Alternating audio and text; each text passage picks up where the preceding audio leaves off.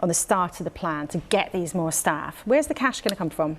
Well, that ramps up. It will be announced through the normal process with the Chancellor at the next fiscal event. It's something he has long championed and been hugely supportive of, as indeed has the Prime Minister. So we've been clear as a government we're going to prioritise what is the biggest workforce expansion in the NHS's history.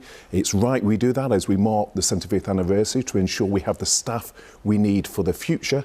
That will ramp up as we double that doctor training, so it doesn't all come in the first year, but it underscores our commitment to the NHS, and it builds on the biggest ever investment in the NHS estate, over £20 billion, which we announced as part of our new hospitals programme. And I'd like you to be really explicit. So that £2.4 billion, is that extra money that will come from the Treasury to the Department of Health at the next budget? It is extra money. It scales up, so it doesn't all arrive in year one. If I can explain it, as you have doctors being trained, obviously, as they go into the second year, you have double the number, into the third year, triple the number, because you're paying for the subsequent years as they come through. So the money will scale up, but it's additional money from the Treasury, and it underscores something that the Chancellor has long supported when he was doing my job, something the Prime Minister, coming from an NHS family with parents that work in the NHS, and it's part of this wider commitment from the government as we mark the 75th anniversary to invest in the NHS estate, to invest in innovation,